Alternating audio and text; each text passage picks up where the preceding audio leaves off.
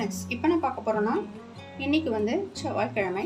செவ்வாய் உரையில் நாம் வெற்றிலை தீபம் போட்டுட்டு அதற்கு பிறகு நம்ம வேலுக்கும் முருகனுக்கும் அபிஷேகம் செய்யலாம். அதற்கு பிறகு நாம் வேல்மாறல் பாராயணம் செய்யலாம். ஃப்ரெண்ட்ஸ், ஃபஸ்ட் வீக்கு நான் செஞ்சேன், செகண்ட் வீக் செய்ய முடியல. இது 3வது வாரம். நாம் செவ்வாய் வெள்ளி பாராயணம் செய்யலாம். இல்லைன்னா 6 நாட்களில் படித்து முடிக்கலாம். அப்படி இல்லைன்னா ஒரு மண்டலம் 48 நாட்கள், அதுவும் இல்லைன்னா 21 நாட்களில் நாம் வேல்மாறலை முழுவதுமாக படித்து முடிக்கலாம். ஃப்ரெண்ட்ஸ், வேல்மாறலை படிப்பதற்கு நாம் ஒரு சின்ன வேலாவது வாங்கி வச்சுக்கலாம் வீட்டில். வேல்மாறல் மகா மந்திரம்னு சொல்லுவாங்க. அது ஔஷதம், அதாவது பிணியை போக்க வல்லதுன்னு சொல்லுவாங்க. நமக்கு ஏதாவது குறை இருந்தாலும் சொல்லலாம்.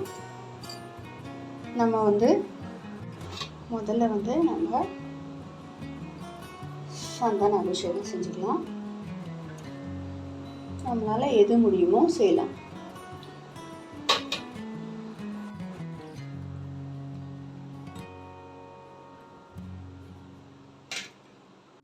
அடுத்து நாம்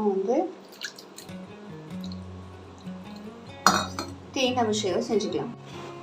இதை நாம் செடிகளில் ஊற்றிக்கலாம். இந்த அபிஷேகம் மட்டும் பார்த்தீங்களா, இதெல்லாம்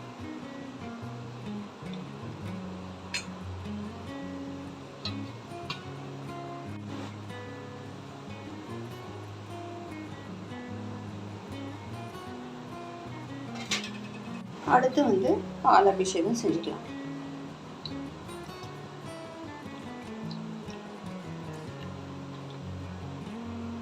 இந்த மகா மந்திரம், இந்த புக்கு நமக்கு கடைகளில் கிடைக்குது. அப்படி இல்லைன்னா யூடியூப்பில் கூட இருக்குது ஃப்ரெண்ட்ஸ்.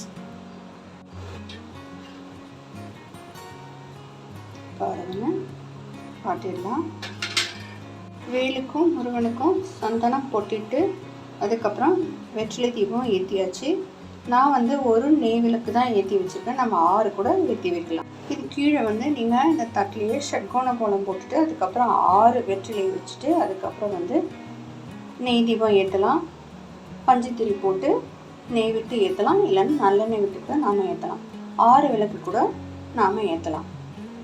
இதில் நுனி பகுதியில் ஸ்ரீதேவி வாசம் செய்வதாகவும், இந்த காம்பு பகுதியில் மூதேவி வாசம் செய்வதாகவும் ஐதீகம்.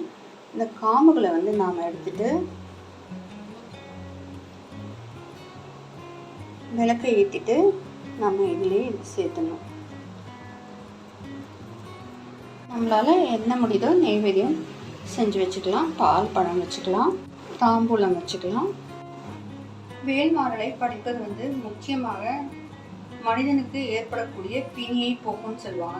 அருணகிரிநாதர் நமக்கு அருளி செய்த இந்த வேல்மாறலை பிறகு சச்சிதானந்த சுவாமிகள் அதனை முன்னும் பின்னுமாக நகர்த்தி இந்த வேல்மாறலை உருவாக்கினார். அதாவது 16 அடிகளை 64 அடிகளாக மாற்றி கொடுத்தார்.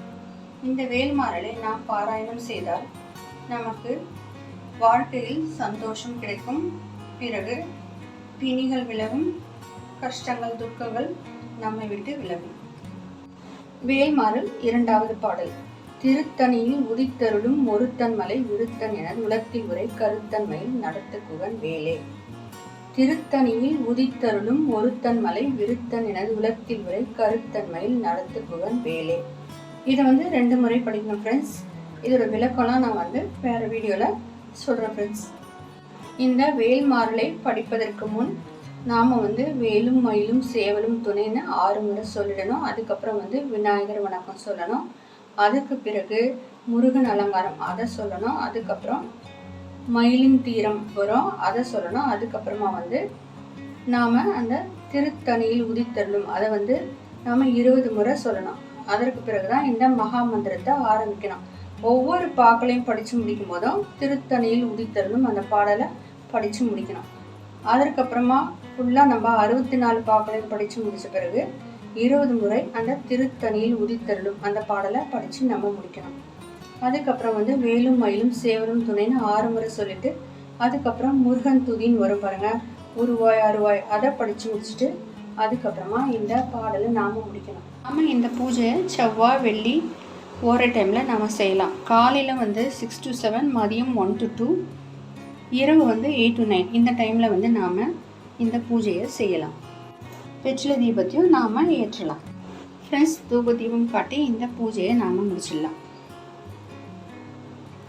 மணி அடித்து தான் நம்ம வந்து பூஜையை முடிக்கணும்னு சொல்லுவாங்க.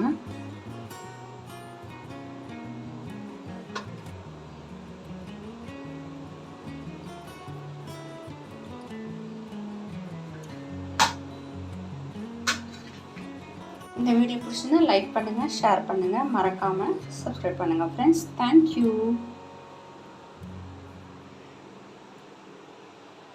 இந்த பூஜையை நான் வந்து எளிமையாக தான் செஞ்சுருக்கேன். இந்த வீடியோ பிடிச்சிருந்தா லைக் பண்ணுங்கள், ஷேர் பண்ணுங்கள், மறக்காமல் சப்ஸ்கிரைப் பண்ணுங்கள். ஃப்ரெண்ட்ஸ், கமெண்ட் பண்ணுங்கள். தேங்க்யூ. தேங்க்ஸ் ஃபார் வாட்சிங்.